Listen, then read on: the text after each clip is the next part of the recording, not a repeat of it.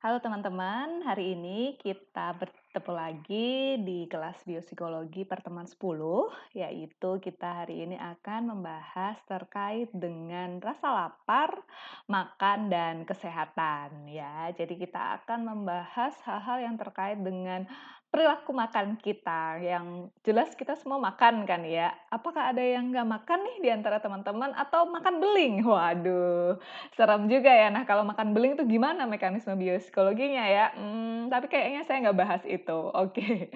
Nah, kita akan membahas mulai dari awal ya, dari, proses makan gitu.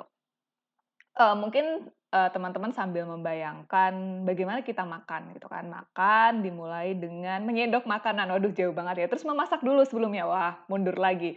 Oke, jadi ketika kita mulai makan itu kan, mulai dari mulut jelas ya, terus ke kerongkongan kayak gitu, kemudian masuk ke lambung dan seterusnya. Nah, itu adalah di sistem pencernaan gitu, yang ini, nantinya akan kita bahas juga ya terkait bagaimana sistem pencernaan di tubuh kita. Tapi sebelumnya,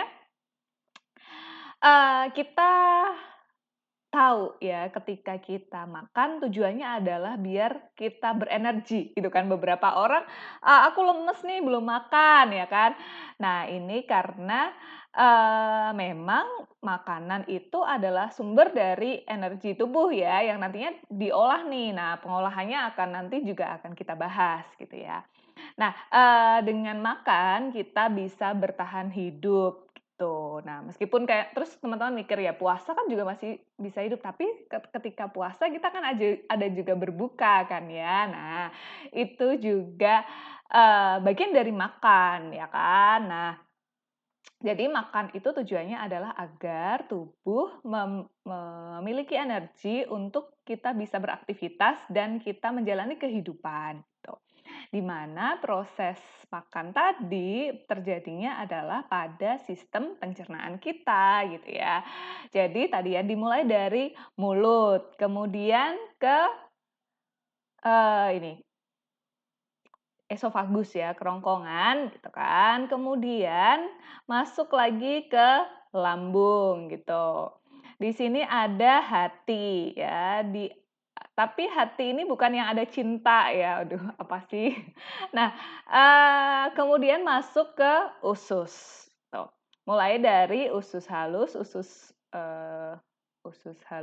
12 jari, usus besar, usus buntu, kemudian rektum dan anus nih, terus keluar gitu kan ya, nggak usah dibayangin pas keluar juga sih. Nah, di mana, proses pencernaan ini, di mana gastrointestinal ini, perut ini yang menghancurkan makanan dan selanjutnya adalah makanan itu diserap oleh tubuh untuk menjadi energi, itu ya.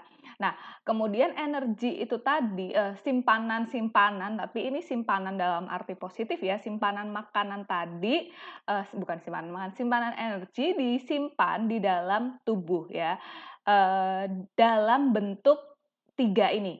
Jadi dalam bentuk lemak, kemudian dalam bentuk asam amino, di mana ini adalah hasil penguraian protein, dan dalam bentuk glukosa ya atau, glikogen kayak gitu ya.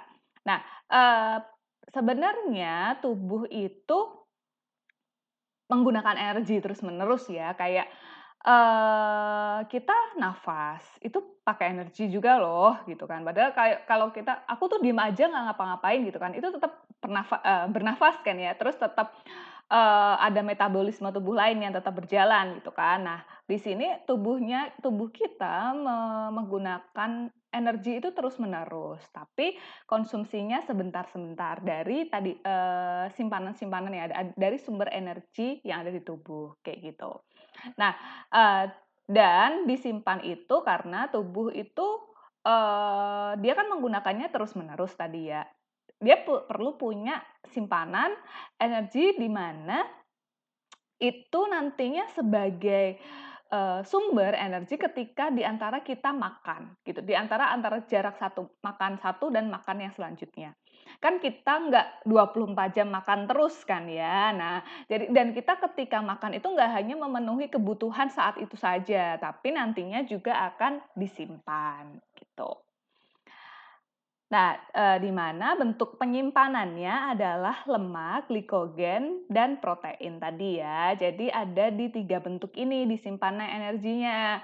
Nah, kalau lemak tentunya tahu ya bagaimana itu lemak teman-teman gitu kan, yang mungkin yang maaf berlemak gitu ya. Nah, eee, lemak ini, adalah yang apa ya, sebagai konsekuensi gitu ya, di mana kita banyak menyimpan, cadangan energi gitu ya. Jadi sebenarnya teman-teman yang, tubuhnya besar, punya banyak lemak, itu adalah orang yang rajin menabung ya kan, rajin menabung lemak. Nah, paling banyak memang di tubuh manusia, cadangan energi tadi disimpannya dalam bentuk lemak.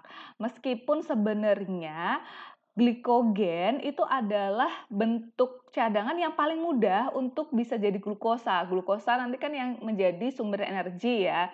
Nah, tapi, ketika tubuh kita ternyata disimpannya itu semuanya dalam bentuk glikogen, maka konsekuensinya adalah tubuh manusia itu bisa mencapai 275 kilogram gitu ya. Kenapa? Nah, karena glikogen ini menarik dan mengandung banyak air gitu, sehingga secara kuantitas dia akan jadi lebih berat kayak gitu. Nah, makanya akan lebih efektif, efisien ketika disimpan dalam bentuk lemak, karena 1 gram lemak itu menyimpan hampir 2 kali lipat energi dalam 1 gram glikogen, kayak gitu. Itu adalah, alasan ya kenapa kok tubuh kita manusia itu yang banyak simpanan tadi, yang rajin menabung tadi, jadi bentuknya lemak. Karena lemak itu lebih menyimpan lebih banyak gitu ya, cadangan energinya, gitu.